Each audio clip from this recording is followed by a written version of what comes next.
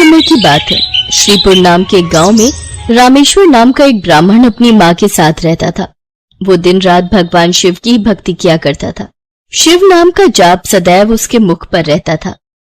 ओम नमः शिवाय, ओम नमः शिवाय, ओम नमः शिवाय।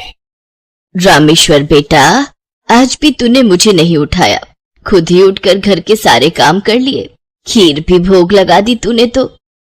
हाँ माँ, मैंने सोचा फटाफट से काम करके खीर बना लेता हूँ।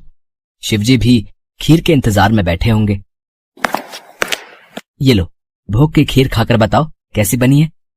रामेश्वर बेटा, इस खीर को तू बचपन से शिवजी को खिलाता आ रहा है। जब तेरे बापू जिंदा थे तब वो प्रसाद की खीर खिलाते थे और उनके जाने के बाद तूने ये नियम बना लिया। तेरी खीर बहुत ही स्वादिष्ट बनती है बेटे, और मुझे पता है भगवान शिव भी तेरे हाथों की खीर खाने के इंतजार में रहते होंगे। तभी तो मैं सुबह जल्दी उठकर सबसे पहले खीर ही बनाता हूँ ताकि भगवान शिव को भोग लगा सकूं। रामेश्वर का नियम था रोजाना सुबह जल्दी उठकर घर के सारे काम निपटाना और फिर भगवान शिव के भोग के लिए खीर का प्रसाद बनाना। ये कार्य पहले उसके पिता करते थे और पिता के जाने के बाद शिव जी की सेवा और खीर भोग की पूरी जिम्मेदारी रामेश्वर ने उठा ली। रामेश्वर को विश्वास था कि भगवान शिव उसके द्वारा खिलाई गई खीर को रोजाना ही खाते हैं। इसी विश्वास पर वो रोजाना खीर का भोग लगाता था और अपने भक्त के द्वारा भोग लगाई गई खीर को कैलाश पर्वत पर विराजमान भगवान शिव बहुत चाव से खाते थे। स्वामी, क्या बात है, आपको तो आनंद ही आनंद है। आपके भक्त आपको प्रेम से इतने स्वादिष्ट व्यंजन खिलाते हैं और आपका भक्त रामेश्वर तो नियम के अनुसार आपको खीर का भोग लगाता है। लाइए, थोड़ी सी खीर मुझे भी दे दीजिए। रामेश्वर के हाथों की खीर बहुत ही स्वादिष्ट होती है। हाँ देवी पार्वती, रामेश्वर इतनी स्वादिष्ट खीर का भोग लगाता है कि मन प्रसन्न हो जाता है। तभी नंदी और समस्त शिवगण वहाँ जाते हैं। महादेव, ये लीजिए, हम भांग और धतूरा ले आए हैं।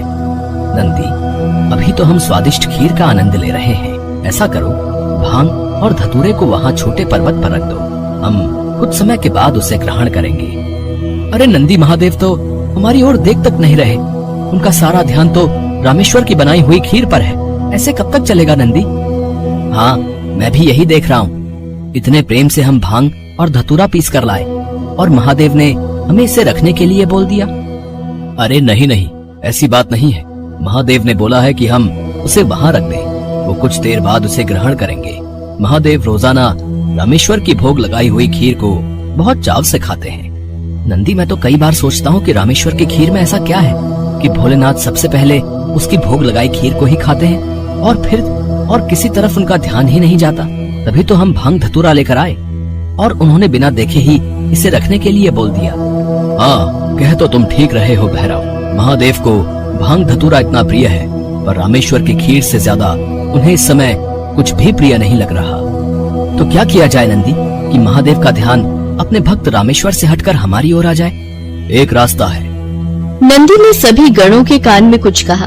उसके पश्चात सभी गण पृथ्वी लोक पर आ गए और सबने ब्राह्मण रूप ले लिया और सब लोग रामेश्वर के पास पहुँचे। रामेश्वर शिव जी को खीर का भोग लगाने के लिए बाजार से सामान खरीद रहा था। ब्राह्मण वेश में नंदी ने रामेश्वर से कहा, रामेश्वर, तुम हमें नहीं जानते, पर हम तुम्हें बहुत अच्छे से जानते हैं। तुम भगवान शिव के भक्त हो और रोजाना उन्हें खीर का भोग लगाते हो। हाँ ब्राह्मण देव, आप तो सब कुछ जानते हैं। हाँ रामेश्वर, हम सब जानते हैं, इसीलिए तो हम तुम्हारे पास आए हैं। हमें पता है कि तुम महादेव के परम भक्त हो, पर तुम्हें पता है महादेव अब रोजाना खीर खाकर ऊब गए हैं, इसलिए अब तुम कुछ दिनों के लिए खीर का भोग रोक दो। तुम एक काम क्यों नहीं करते, तुम महादेव को सप्ताह में एक दिन खीर का भोग लगाया करो, जिससे महादेव को और अधिक स्वाद आएगा। अब महादेव को इतने सारे भक्त पूजते हैं, महादेव भी तो इतने सारे भक्तों के द्वारा दिए भोग को ग्रहण करते हैं, उनका पेट बहुत भर जाता है। अगर तुम उनको सप्ताह में एक दिन खीर का भोग लगाओगे तो उन्हें तुम्हारी खीर का इंतजार रहेगा और वो और अधिक आनंद से खीर खाएंगे। क्यों, हम सही कह रहे हैं ना? ये तो आप ठीक कह रहे हैं ब्राह्मण देव, इस विषय में तो मैंने कभी सोचा ही नहीं। अब मैं एक काम करता हूँ, मैं सप्ताह में एक दिन ही भगवान को खीर का भोग लगाया करूंगा, ताकि वो और भी भक्तों का प्रसाद ग्रहण कर सकें और फिर उन्हें मेरी खीर का बेसब्री से इंतजार रहे। भोला भाला रामेश्वर शिवगणों की बातों में आ गया। शिवगण खुशी खुशी कैलाश वापस लौट आए। अब शिव जी रोजाना रामेश्वर की खीर का इंतजार करने लगे कि कब रामेश्वर उन्हें भोग लगाए और कब वो खीर का भोग खाए। पर कुछ दिनों तक रामेश्वर ने खीर का भोग बनाया ही नहीं, तो शिव जी को खीर कहाँ से मिलती। अब सप्ताह में एक दिन रामेश्वर ने खीर का भोग लगा दिया तो शिव जी ने खीर खा ली। फिर उसके बाद कुछ दिन और खीर नहीं मिली तो भगवान शिव सोच में पड़ गए। उन्होंने अपने नेत्र बंद किए और उन्हें सारी सच्चाई पता लग गई और भगवान शिव को गुस्सा आ गया। शिव जी को गुस्से में आया देख सभी गण उनके समक्ष हाथ जोड़कर खड़े हो गए। नंदी, श्रृंगी, वीरभद्र, भैरव, तुम सभी गण जानते भी हो कि तुमने क्या किया है। मेरे भक्त रामेश्वर के द्वारा भोग में अर्पित की गई खीर मुझे कितनी प्रिय है और तुमने उसे खीर का भोग रोजाना लगाने के लिए मना कर दिया। महादेव, हमें क्षमा कर दीजिए, हमसे भूल हो गई। महादेव, जब हम आपको खीर खाता हुआ देखते थे तो हम यही सोचते थे कि आप हमारी ओर ध्यान नहीं दे रहे हैं। अच्छा, तो ये कारण है, पर तुम सब ये नहीं जानते कि मेरा प्रेम अपने सभी भक्तों पर एक समान है। मैं भला तुम्हें कैसे भूल सकता हूँ? तुम तो मेरे हृदय में वास करते हो। तुम सब तो मेरी ही शक्तियों द्वारा उत्पन्न हुए हो। संसार में मेरा प्रत्येक भक्त मुझे एक समान प्रिय है और प्रत्येक भक्त के हृदय में मैं ही विद्यमान हूँ। इसलिए मेरा प्रेम कभी भी कम या ज्यादा नहीं हो सकता। माता पिता के लिए तो उनके सभी बच्चों में प्रेम एक समान होता है, फिर तुम ये भूल कैसे सकते हो? भगवान शिव की बातें सुनकर सभी शिवगण समझ गए कि उन्होंने कितनी बड़ी भूल कर दी। सचमुच महादेव का प्रेम तो अपने सभी भक्तों के लिए एक समान रहता है। इसके बाद सभी शिवगण फिर से एक बार रामेश्वर के पास गए। रामेश्वर, हमें भगवान शिव का संदेशा आया है। वो कह रहे थे कि तुम्हारी खीर इतनी स्वादिष्ट होती है कि वो सप्ताह भर की प्रतीक्षा नहीं कर सकते। सप्ताह में एक दिन भोग से उनका मन ही नहीं भरता। इसलिए उनकी आज्ञा है कि तुम रोजाना ही उन्हें खीर का भोग लगाया करो। आप सच कह रहे हैं ब्राह्मण देव? भगवान शंकर को मेरे हाथों की बनी खीर इतनी प्रिय है? ठीक है, फिर मैं रोजाना उन्हें खीर का भोग लगाऊंगा। ये सुनकर रामेश्वर बहुत खुश हुआ। अब एक बार फिर रामेश्वर रोजाना खीर बनाकर भगवान शिव को भोग लगाने लगा।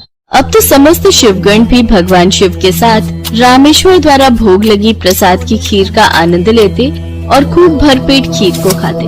भगवान शिव और देवी पार्वती दोनों सभी गणों को इस प्रकार खीर खाता देख मंद मंद मुस्कुराने लगे। भगवान शिव ने अपने परम भक्त रामेश्वर को सभी सुख सुविधाओं से पूर्ण रखा।